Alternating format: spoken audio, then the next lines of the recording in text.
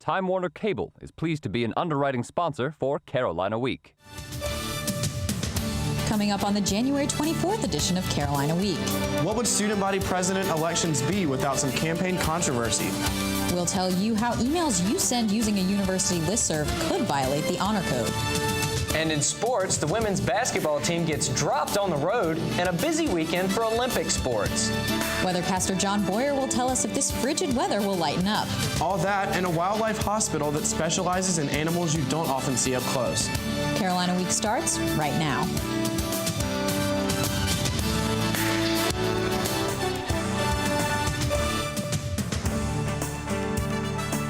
From the James F. Goodman Studio in the School of Journalism and Mass Communication at the University of North Carolina at Chapel Hill, connecting campus and community, this is Carolina Week.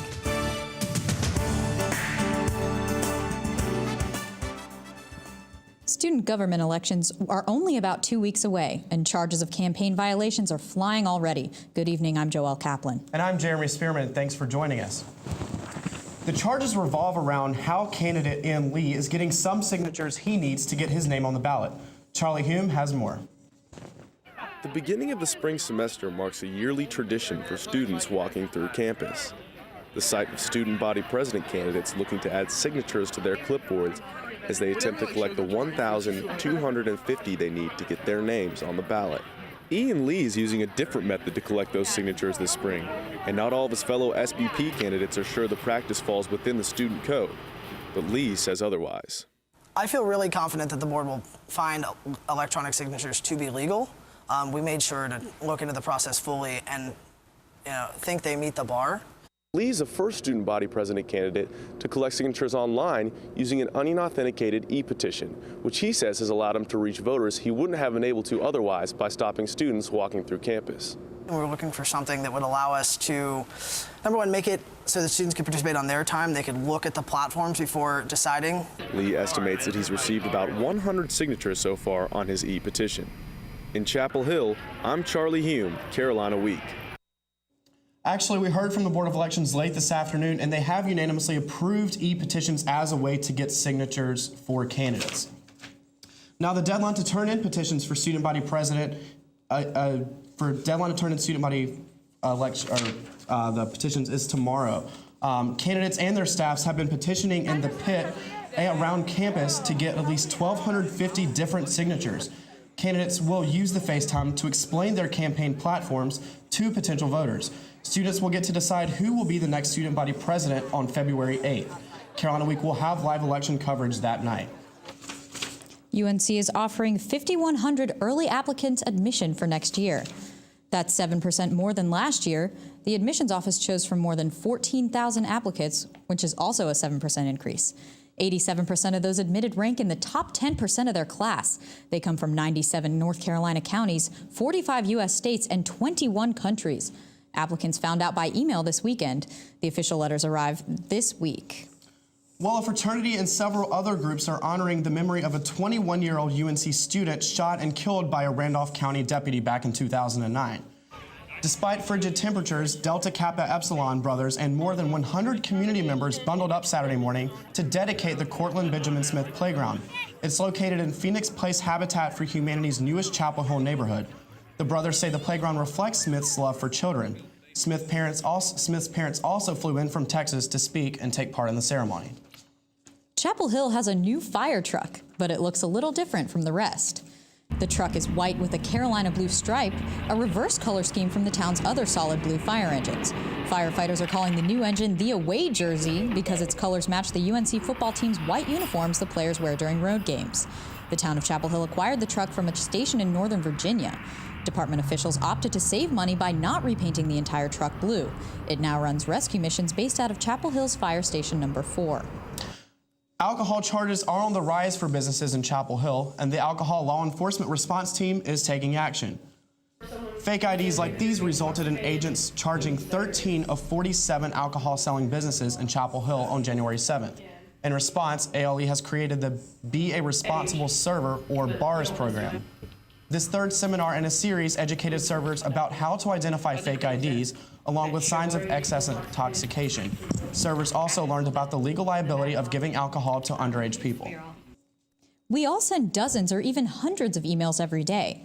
But if you send an email from a university account about an unofficial social event, you could wind up in hot water.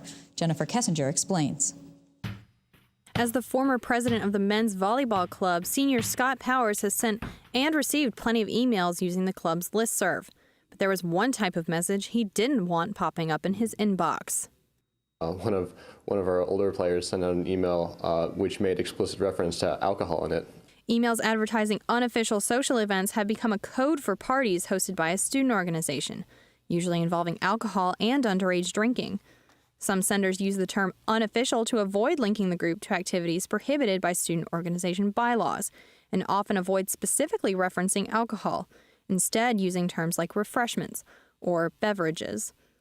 Associate Director of Activities and Organizations John Curtis says the problem hasn't come to his attention. But he says sending those messages could land you here in the University Honor Court. The deceptive nature of the messages violates the Honor Code, which states that students have a responsibility to refrain from lying. However, fear of consequences hasn't stopped some organizations from sending emails about unofficial events. This email says a group member is having a gathering at her house, so you can head on over to her place to enjoy refreshments for $3. These photos are from the social event mentioned in the email, and observers say they show underage club members consuming alcohol. Curtis says these deceptive emails go against the standards of the UNC community.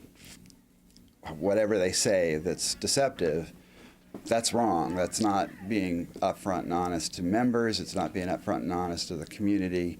So far, no student groups have been reprimanded, even though the policy is clear. It says event sponsors may not advertise social events that indicate that alcoholic beverages are free, are sold, or are all you can drink for the price of admission, or that otherwise appear to encourage drinking.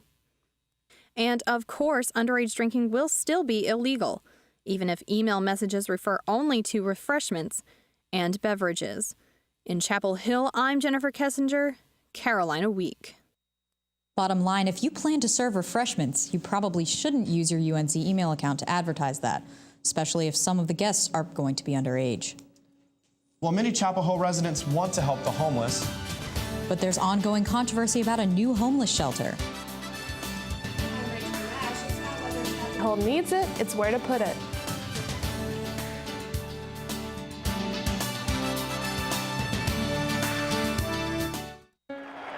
Today is a special day.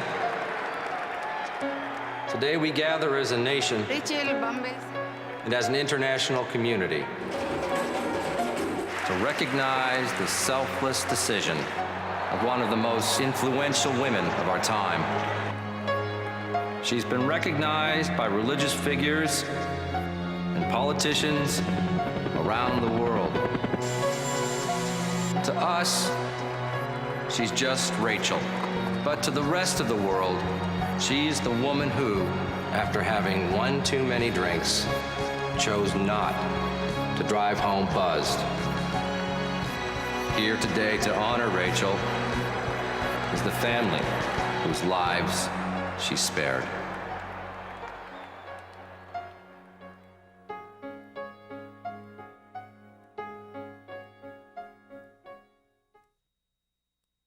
There's a place, not so far away, a place where you don't have to keep the volume down. You'll find all sorts of creatures in this place without have to. The silly you, the proud you. You may even meet the curious you. It's tickling me! You! Ask your parents to take you to this not so far away place. Come to the forest, where the other you lives. But first, stop by discovertheforest.org. It's a debate that's been going on for more than a year, whether to move the homeless shelter to the corner of Homestead Road and MLK. Rachel Nash joins us live in the studio. Rachel, why does the Interfaith Council need to move the shelter? Joelle, managers at the shelter say they need more room and updated facilities, but local residents have a lot of concerns about the proposed new location. Tim Coyne-Smith is a resident of Chapel Hill and a vocal opponent of the site proposed for the relocation of the homeless shelter. Coyne-Smith says the guidelines didn't measure up. The current guidelines that the planning board put forth really did not have any teeth, did not address the major issues. The guidelines address 5 issues, including design and location consideration, but the guidelines failed to specifically address the major concerns. If the new shelter were built on the proposed site, North Carolina law says that registered sex offenders would not be able to stay at the shelter. That's because the shelter would be within 1,000 feet of a park and school. Clearly, from the reaction, we need to go back and review them and put some more work into them. Another issue left unaddressed is the overconcentration of at-risk social services. An addiction recovery center and a women's shelter are already located within 1/5 of 1 square mile. But IFC Director Chris Moran says the proposed site is a good idea. You can't re-enter society or become independent unless you have you're connected somehow with the community. He says it's essential for the new shelter to be located near public services like transportation. But Coyne-Smith is optimistic that the town council will find a better location, one that makes the IFC and homeowners happy. There are a lot of very smart people in Chapel Hill. I would think that we can figure out what a better place to put that shelter than where they're currently looking at it. The town council has sent the guidelines back to the town planning board for revisions. Rachel, what's the next step? Is the project dead?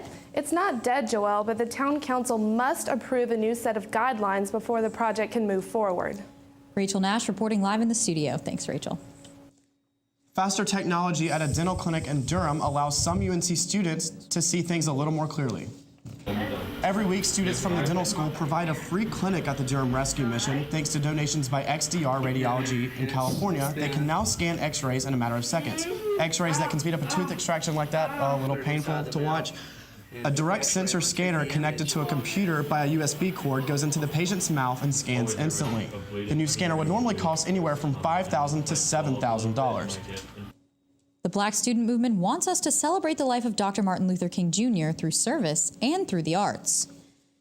Nearly 70 students assembled in the Great Hall Friday evening to honor Dr. King and discuss the Langston Hughes poem, I Too Sing America. And in addition to poetry, the event included a dance performance and singing from the UNC a cappella group, The Harmonics. UNC's Ackland Art Museum frequently hosts noted area artisans, most recently master potter Ben Owen III. Chapel Hill residents gathered to hear Owen, a 6th-generation potter, discuss his artwork and family history to promote Ackland's current pottery exhibit. Organizers brought the museum's pottery collection out of storage for the clay exhibit, which features 2 centuries of classic North Carolina pottery. You can check out the Tradition and Clay exhibit until March 20th. Soon, McDonald's won't be the only place you can supersize it. Starbucks just unveiled its biggest drink size yet. The new Trenta will be 31 ounces. That's 11 ounces more than the coffee chain's current biggest size, Venti. A Trenta-sized drink will hold more than the capacity of the average adult's stomach. You can order any Trenta-sized iced drink at Starbucks nationwide starting May 3rd. I think we can all agree today was definitely not a day for iced coffee, Joelle. No, I think I would definitely prefer some hot coffee today. It's pretty cold out. Weathercaster John Boyer joins us live in the studio. John, is it going to continue to be this cold?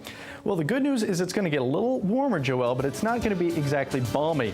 When we come up after the break, I'm going to let you know why we're talking rain boots instead of snow boots in the forecast.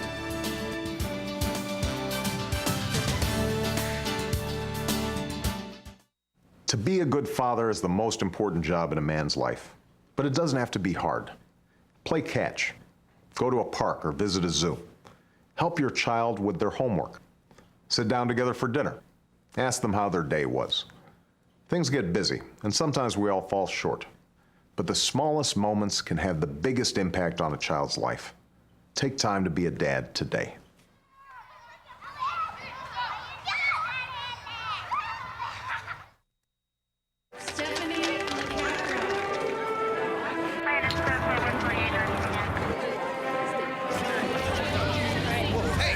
Two out of 3 people with diabetes die of heart attack or stroke.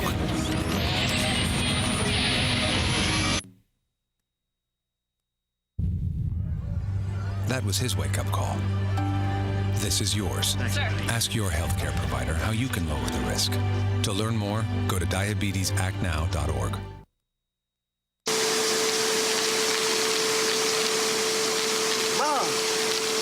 Mom! What? You can't find Ichabod. What?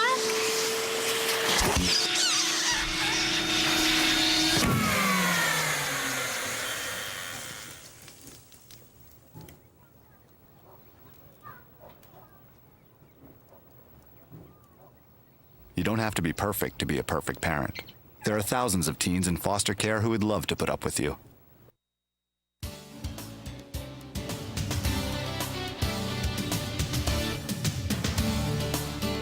Welcome back to Carolina Week. I'm John Boyer. Over the course of the weekend, we were watching what could be a winter storm. You know, each run of the computer models would come back and it looked like, you know, there's a potential for some heavy snow accumulation going into Tuesday. And unfortunately, the uncertainty was huge. So the thinking was, let's just wait it out. And now it's looking like the storm that's approaching us is going to be mostly a rain event. Although at the very end of the storm, we could be talking about a little bit of snow. But I'll get back to that in a second. And our temperatures are looking to be a little more moderate than they were today. As of 4 o'clock, the high was 39. That's about where it's going to top out for the day. That's about 10 degrees below our average, and the cause for that is some cold air damming. You can't see it on the satellite picture, you know, just some partly cloudy to mostly cloudy skies throughout most of North Carolina, but the surface map is where we can see this pattern. There's high pressure and control of the northeast, and you see the way the isobars come in, these lines of equal pressure, and ridge a bit when they get into the Carolinas. That indicates that cold air is being pushed down along the mountains and then forced in. So it keeps our temperatures well below normal. And sometimes when you have that signature in place and you have a low down here over Texas coming up to the northeast, you think that winter storm is a possibility. But that's not what we're looking at. So for tonight, just mostly to partly cloudy skies with a low right around 29 degrees, some very, very light northeasterly winds. Winds will stay out of the northeast tomorrow. With our temperature getting up to 50 degrees, we'll see skies become mostly cloudy to overcast with some rain showers late in the day. Here's what the surface map is looking like tomorrow. This is tomorrow early afternoon, right after lunchtime. So you see that the swath of the rain really hasn't moved in yet, but the low is a lot closer. Now, this is the important part about why we're not expecting a winter storm anymore. The high pressure area that was over New England and was forcing that cold air down over us has now moved offshore. So there's really nothing preventing our temperatures from shooting back up into the 40s or the 50s, which is far too warm to see any kind of winter weather. And this is going to be the trend throughout most of the state, actually. Tomorrow, in the western half of the state, you're looking at temperatures around 44 if you're heading out to Asheville, 46 in the South Carolina region, 49 for Charlotte, 47 up in Mount Airy. Coolest spot is Boone at 43. On the eastern side of the state, temperatures are going to be a little warmer tomorrow with 50 in Rocky Mount, 51 Elizabeth City, 52 down in Wilmington, and 56, rather warm, in Jacksonville. Now here we are on Wednesday.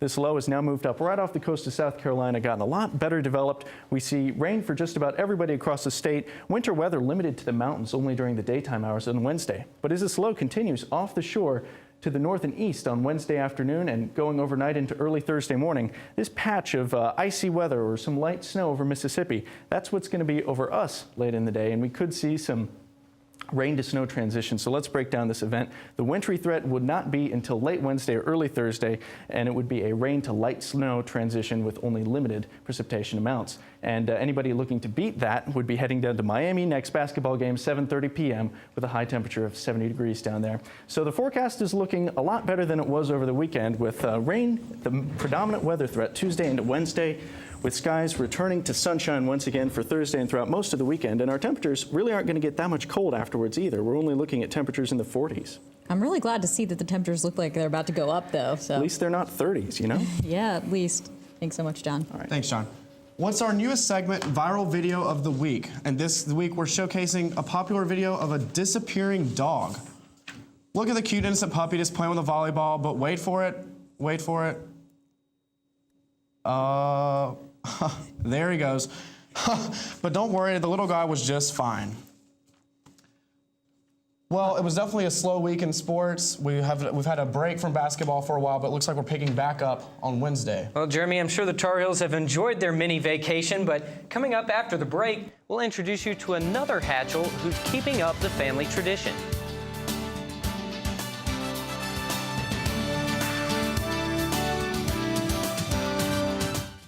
Listen to Uncle Johannes. Eisenbrahms make you grow up smart and successful so you can be a doctor, a lawyer, a handsome genius composer. Like me. Feed your kids the arts. Visit AmericansForTheArts.org.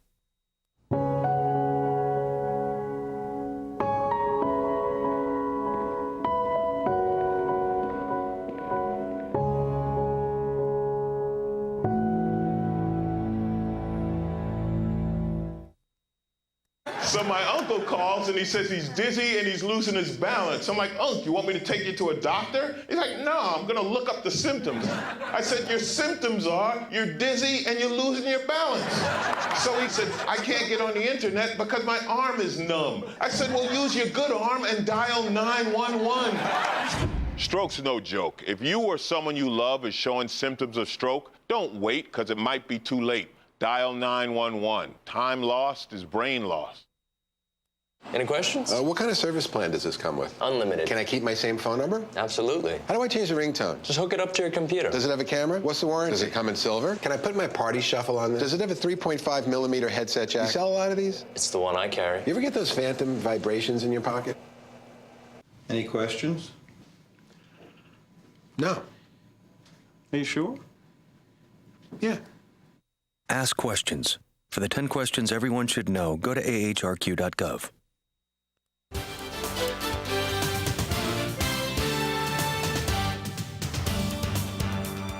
Welcome to Carolina Week Sports. I'm Andy Reeves. Until now, Robert Quinn was the only UNC player to comment extensively about the NCAA investigations into the football team. Recently, former defensive tackle Marvin Austin said he wouldn't reveal any details, but did say the investigation was his fault and that he messed up a great situation. Austin was suspended indefinitely and has declared for the NFL draft. Meanwhile, cornerback Kendrick Burney also expressed regret this weekend at Senior Bowl workouts, saying he wished the team could have come back at full strength. Austin and Burney are two of several Tar Heels who will make a splash in the NFL draft. There you see some of the higher-rated Heels. Not surprisingly, all are on the defense. Defensive end Robert Quinn is a projected top 10 pick. Austin is projected to go in the second round along with linebacker Bruce Carter. Quan Sturdivant is ESPN's highest-rated inside linebacker and is projected to be drafted in the third round. We all know how it goes. I'm a Tar Heel born, I'm a Tar Heel bred, and when I die, I'm Tar Heel dead. Those words from the Carolina alma mater couldn't be more true for one Tar Heel on the men's basketball team. Sierra Watkins has the story. Senior walk-on Van Hatchel, son of Hall of Fame women's basketball coach Sylvia Hatchel, is finally getting the chance to play Division I basketball on the courts where he grew up, just playing around. I don't remember the first time I set foot in the Dean Dome or Carmichael just because it was the place I grew up playing. I grew up kind of with having close to 14 sisters. 14 sisters, all Tar Heels. And Van was definitely a Tar Heel born. He was born on the day that we played NC State. That's about the only game I've missed in my 25 years here at North Carolina, but I guess he was worth it. And though Carolina basketball has been a huge part of his life since he was born, Van didn't dream of playing for Carolina until he was a senior in high school. Now a senior in college, Van is living his dream. Well, I would like for people to know how much of a dream goes into becoming a walk-on. And when exactly did his dream become a reality? On November 5th. Last year. My mom was like walking out and saw me get in and was like, oh, okay, so she's standing by the tunnel. And right when I scored, she put her hands up and all the maintenance people here who've I've grown up around, were like high-fiving her, and she was really excited. I think that's when it became like a really surreal and reality for her. It was cool. It was cool seeing that reaction afterwards. So that was exciting, and again, I was up ready to leave, and all the maintenance guys and everybody in the Smith Center were giving me high fives and cheering and all that stuff, because a lot of them have watched him grow up. So now he's come full circle, and like the Tar Heels he played with as a child, Van is in the scorebooks. In Chapel Hill, I'm Sierra Watkins, Carolina Week Sports. You can watch Van and the Tar Heels this Wednesday at 7:30 p.m. when they take on the Miami Hurricanes.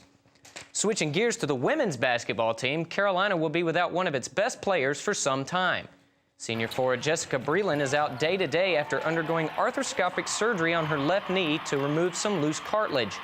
Breland has been very valuable since returning from Hodgkin's disease. She's averaging 12.5 points and 7.5 rebounds per game. It's safe to say the Heels already missed the senior after yesterday's game against Maryland. The Heels looked okay in the first half. Look at Italy Lucas here with the give and go. She led the Heels with 17 points, but it got ugly after that. Carolina struggled on the glass all night. You see the Terps cleaning up the rebound and then scoring on the putback, and it only got worse. Watch Maryland on the break. They went on a 13-1 run, and Coach Hatchell not looking happy. Second half, more of the same. Terps win big, 88-65. The wrestling team faced off against Virginia and Appalachian State in a doubleheader at Carmichael Arena on Friday night. The evening got off to a poor start for the Heels as UVA's Matt Snyder pins Jack Carrill in the first match of the night. However, under the watchful eye of his coach, C.D. Mock, number 19 ranked Corey Mock kept Carolina in the match with a victory against Virginia's Sean Harris. But the Cavs put a chokehold on the Heels as they went on to dominate the match. Virginia took the next 5 matches, and it's on its way to a 24-6 win. The Heels wrestled to a 19-19 draw with Appalachian State in the next match. The women's tennis team begins a well-deserved week off after 2 runaway victories on Saturday to kick off their dual-match schedule. 13th ranked player in the country, Zoe DeBroiker, led the Lady Heels to wins over Winthrop and Elon in dominating fashion. The Heels didn't drop a set in singles play. The Heels overpowered their opponents in both matches with plays like this monster forehand by Gina Suarez Malaguti. The 6th-ranked Heels will look to continue their strong start Saturday against DePaul at 10 a.m. in Chapel Hill. Meanwhile, the men's team is off to a good start after opening its season with a dominating performance against Charlotte. The Heels won all 9 matches. The 20th-ranked Heels will take on Georgia Tech on Saturday morning. Not a lot going on this weekend in sports, I'm afraid. Yeah, it looks like not a busy weekend. Thanks, Andy. Animal shelters in our community do good work helping our furry friends. But cats and dogs are uncommon at one local shelter. After the break, a story that's definitely not a yawner.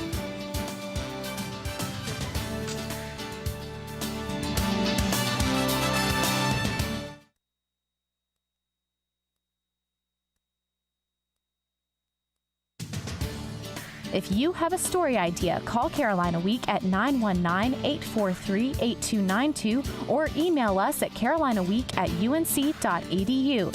If you have questions about this program, write Carolina Week at Campus Box 3365, UNC-CH, Chapel Hill, North Carolina 27599. Be sure to check out Carolina Week and Carolina Connection online at carolinaweek.org.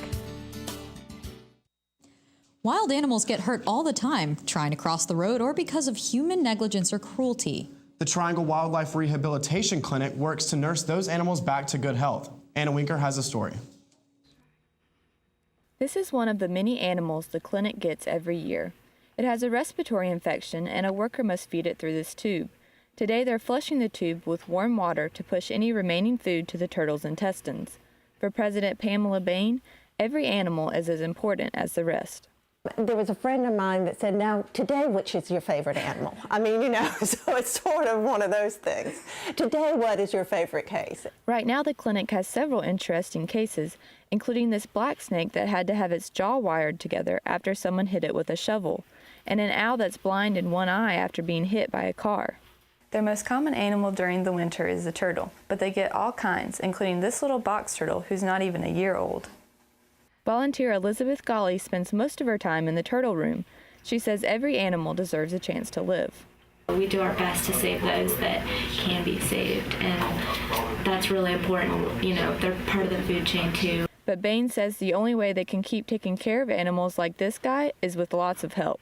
The public does not support us through donations.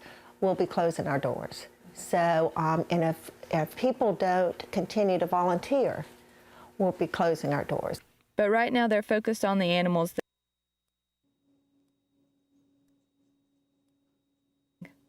In Chapel Hill, I'm Anna Winker, Carolina Week. Well, that does it for this edition of Carolina Week. Thanks for watching. Good night.